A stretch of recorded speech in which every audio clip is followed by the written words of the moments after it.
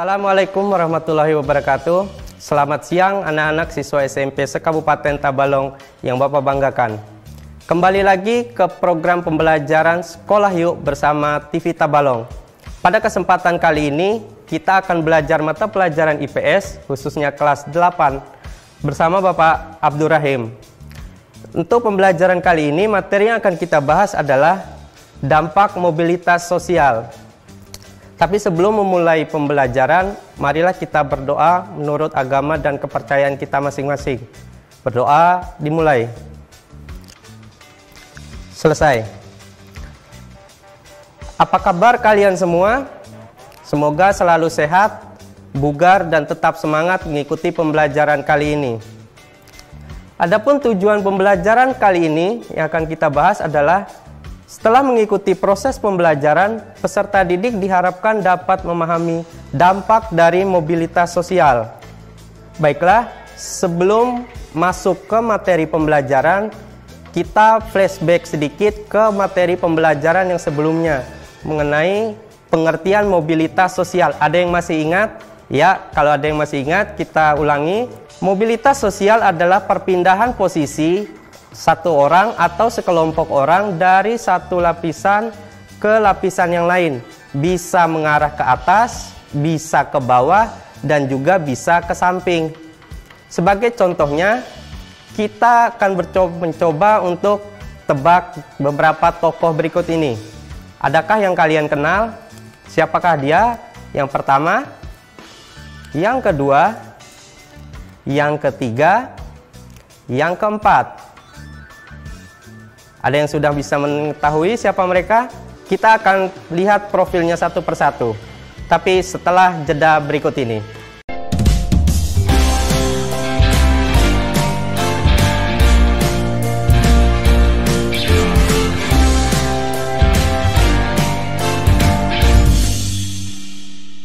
Kembali lagi ke pembelajaran bersama saya Pak Abdurrahim. Mari kita cari tahu siapa tokoh-tokoh yang ada di gambar berikut. Yang pertama, ini laki-laki penggemar sepak bola pasti tahu. Ya, ini adalah Cristiano Ronaldo, pesepak bola asal Portugal. Dengan gelar dan penghargaan yang sudah dia dapat begitu banyak. Lalu yang berikutnya, ini adalah Mark Zuckerberg, pendiri aplikasi jejaring sosial yang hampir semua siswa maupun orang pakai pada masa sekarang. Ada Facebook, ada Instagram, ada WhatsApp. Dan dia adalah tercatat sebagai orang termuda yang mempunyai kekayaan 100 miliar US dollar. Lalu yang ketiga, ini adalah Bill Gates.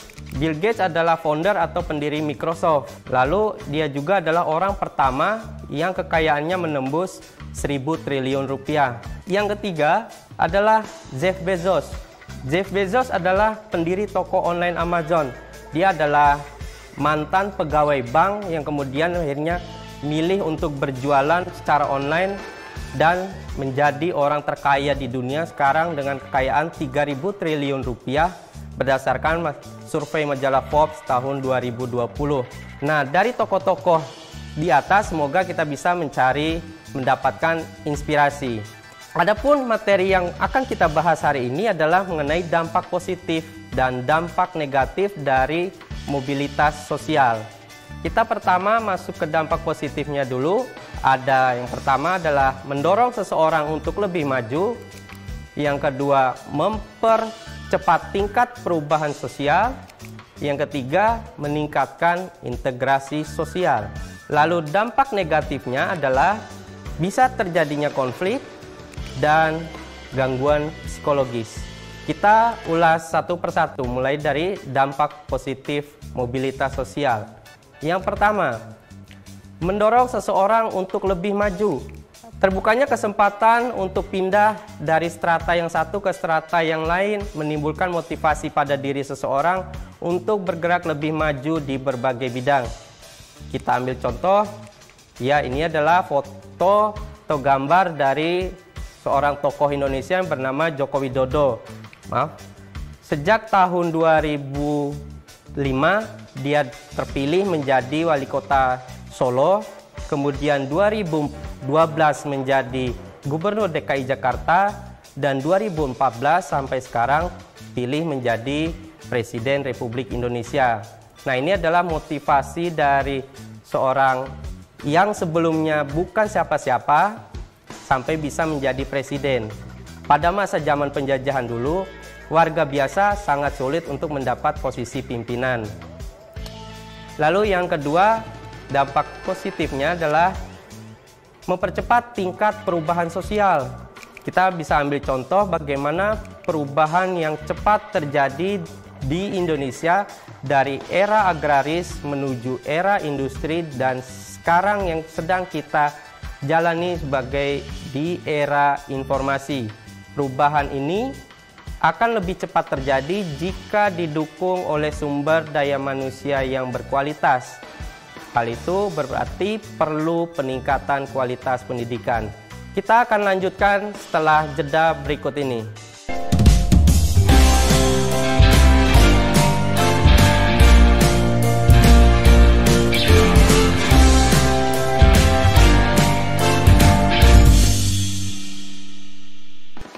Bersama saya Pak Abdurrahim.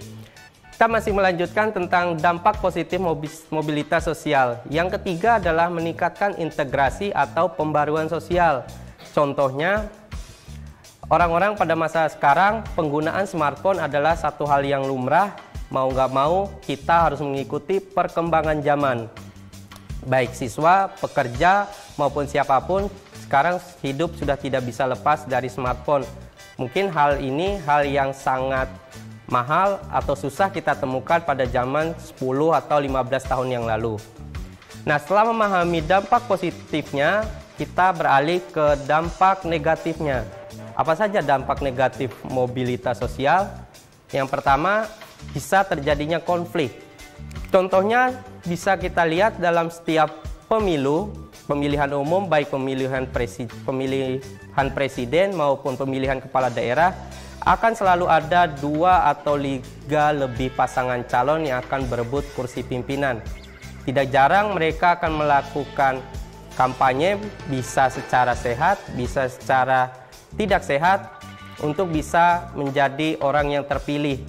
Apabila tidak disikapi dengan bijak, maka persaingan ini akan menimbulkan konflik yang akan merugikan masyarakat lain di sekitarnya. Lalu dampak negatifnya yang kedua adalah gangguan psikologis. Nah, di gambar kita lihat, ini Bapak tampilkan gambar fenomena caleg atau calon anggota legislatif yang stres pasca pemilu. Ini banyak terjadi pada saat pemilu legislatif beberapa tahun yang lalu. Banyak yang masuk rumah sakit jiwa karena gagal menjadi calon anggota legislatif. Nah, gangguan psikologis seperti di atas tentu tidak akan terjadi pada individu yang mau atau lapang dada menerima keadaan dan kemudian bertekad untuk berubah. Lalu sampailah kita pada kesimpulannya. Dari pembelajaran yang sudah dibahas dari awal, kesimpulan yang bisa kita ambil adalah manusia tidak dapat lepas dari mobilitas sosial, entah itu mobilitas vertikal maupun horizontal. Yang kedua, dalam mobilitas vertikal, manusia bisa mengalami ke atas maupun ke bawah. Tentu yang ke bawah akan dihindari oleh manusia. Dan yang ke atas, manusia akan selalu berusaha untuk bisa mencapainya. Yang ketiga, untuk melakukan mobilitas ke atas diperlukan perjuangan yang gigih. Inilah rangkuman dari pembelajaran yang kita bahas hari ini. Demikian yang bisa Bapak sampaikan. Wabillahi taufiq wal hidayah. Wassalamualaikum warahmatullahi wabarakatuh.